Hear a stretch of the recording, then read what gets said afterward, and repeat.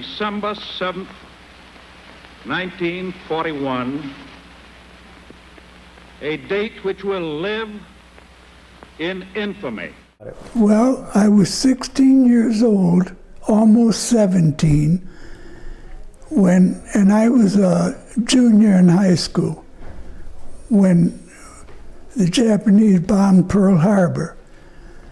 And I couldn't wait to get into it, like everybody else, not like today. Everybody wanted to go to war then. Well, I graduated in 1943, and I was only 17 years old. And my father and mother would not sign for me. So I said, well, I'll wait till I'm 18. Yeah, I was 18. I told Dad I quit. I'm going to the Army. And he had a lawyer who was partially related by the name of Mike Lombardo, if you remember him. I do. And he was on the board.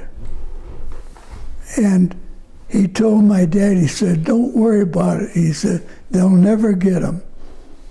So I thought for a while, and I studied into it, and I found out that we lived right on the border of Fredonia and Jamestown. So I went to Fredonia right away, and I enlisted at the Army office in Fredonia. There's nothing Mike Lombardo could have done because they accepted me. When you went back home and said, hey, guess what I just did, what'd your mom and dad say? Well, they knew I was in the service. Okay. Now, so you went to Fredonia, though, so that Mike Lombardo couldn't impact that. That's right. But they didn't know it. Although my mother and dad did after I passed my physical. I come home and I had 3 weeks to go. At the end of 3 weeks, I had to go to Fredonia, or was it Fredonia or Dunkirk, the New York Central. And Dad and Ma took me there. And of course they hugged me and wished me well and everything. I went to Buffalo for my physical, and I went right to the service. And I landed at Fort Hood, Texas. About 99% of the people that the enlisted men went to the infantry. When they called my name, I said, well, where am I going? And I got into tank destroyers. We ended up in Oahu, Hawaii. And that's where we took our jungle and amphibious training. After our training, we went overseas on I went over on LCI. All our other people went over on a transport ship. But because I was a driver and one other man, we went over on an LCI. That's where they carried there was only 10 of us. There were a tank, a weapons carrier, a hospital truck, a few others. And that's all there were. We stopped at Saipan, and they say that was a terrible jungle at one time, and it looked like a recreation park. The Marines did a hell of a job there. There was no jungle left. And then we got to Leyte in the Philippines, and that's where I was until the war ended, and I come back home from Leyte. After the war ended, we went back to our usual thing of trying to police up, and we went into this. It was supposed to be secret during the war, top secret. And we were to clean out that, get all the records, pack them, and and have them ready for pickup. And I remember looking in one of the drawers, and I seen this order that we were supposed to invade Japan in September, just shortly before or after the war ended, in September. I can't remember the date, but I seen our outfit there, and we were supposed to go in on the third wave.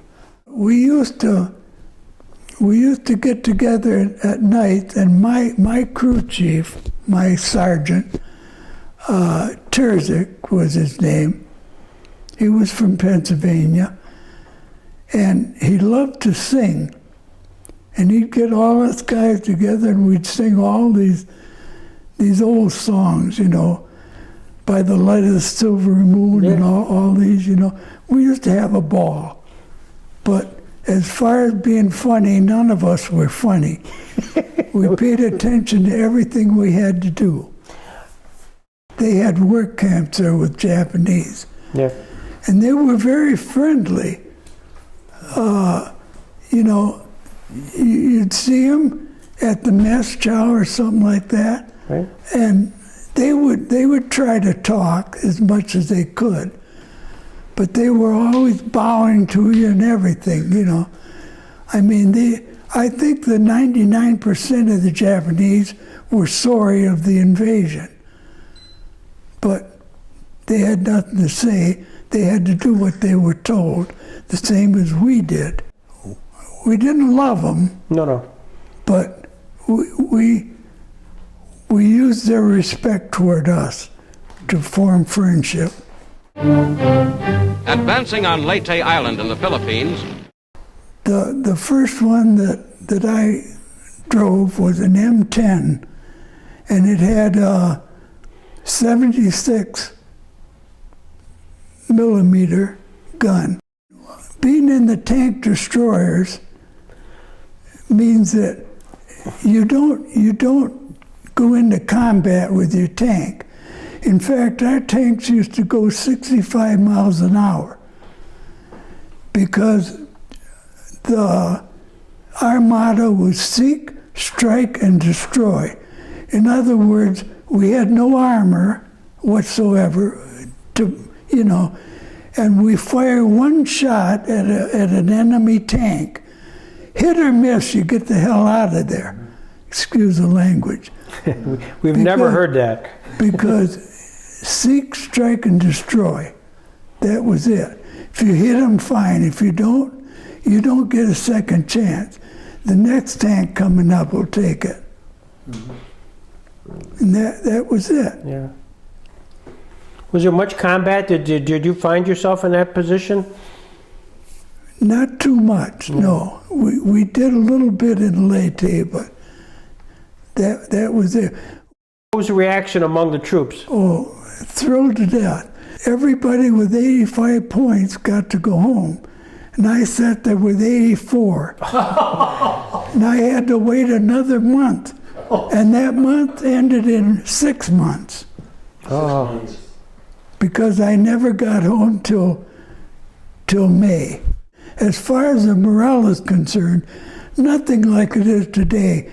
Nobody burned flags. Nobody moved to Canada.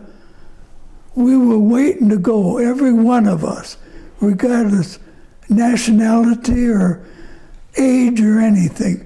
We couldn't wait to get into the service to save our country from the Japanese and the Germans. And that was our morale.